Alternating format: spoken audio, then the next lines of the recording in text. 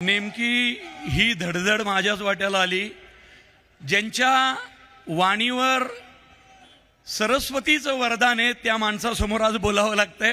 काही नाही, मी माझ्या मित्रासाठी इथं आलोय. मुरलीधर मोहोळ माझा मित्र आहे आणि एवढंच सांगेल की दोस्तीचा हा पॅटर्न आम्हाला सर्व दूर पोहोचवायचा आहे. सालस सज्जन आणि सुशिक्षित नेतृत्व आपल्याला मिळतंय.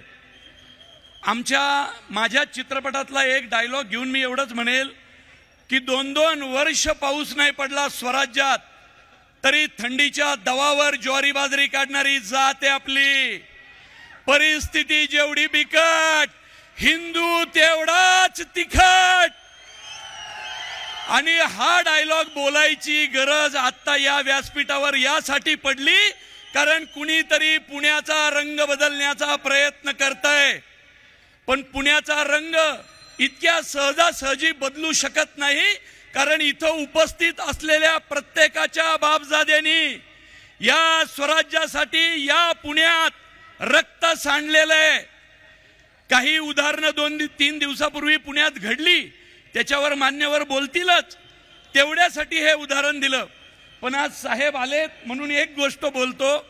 माझा धर्मवीर चित्रपट गेल्या वेळी आला आणि त्याच्यातला एक राजसाहेबांचा सीन सिनेमात असलेला कट झाला. अनेक मनसैनिक माझ्यावर नाराज झाले, पण साहेबांना त्याचं कारण माहिती आहे. शिंदे साहेबांनी अनेक भाषणात ते सांगितलेलं सुद्धा आहे. राजसाहेब हे आमचे आदर्श आहेत. कलाकारांच्या पाठीशी एखाद्या पक्षानं किती ठामपणे उभं राहावं हे या शहरातल्या प्रत्येक कलाकारानं अनुभवलेलं आहे. त्यामुळं मुरलीधर मोहोळचा मित्र, मुळशीचा सुपुत्र म्हणून मी तुम्हाला एवढंच आवाहन करतो की पुढचे काही वर्ष आपल्याला खंबीर नेतृत्व देईल असं नेतृत्व भारतीय जनता पार्टीनं पुणे शहराला दिलेलं आहे. त्याला आपल्याला आपले लाडके बापटसाहेब ज्या लीडने आले होते त्याच्या पुढे जाऊन थोडं मतदान करा आणि आपल्या मुरली अण्णाला मोठ्या दौलत दिल्लीला पाठवा. मुळशी तालुक्याचं एक वैशिष्ट्य आहे की सुरतेची लूट शिवाजी महाराजांनी मुळशीतून मानगाव मार्गे रायगडला नेली आणि त्यांच्या पत्रात उल्लेख आहे अत्यंत प्रामाणिक आणि इमानदार माणसं या भागात राहतात. त्यामुळे ही लूट प्रामाणिकपणे रायगडावर पोहोचेल. तो मुळशीतला प्रामाणिक मावळा आज मोदी साहेबांनी दिल्लीला पाठवण्याचं ठरवलेलं आहे.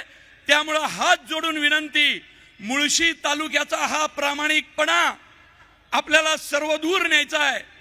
फुटो हे मस्तक तुटो हे शरीर, हिंदुत्वाचा गजर सोडू नका रे, एवढीच विनंती मुरली अण्णाचा मित्र म्हणून करतो.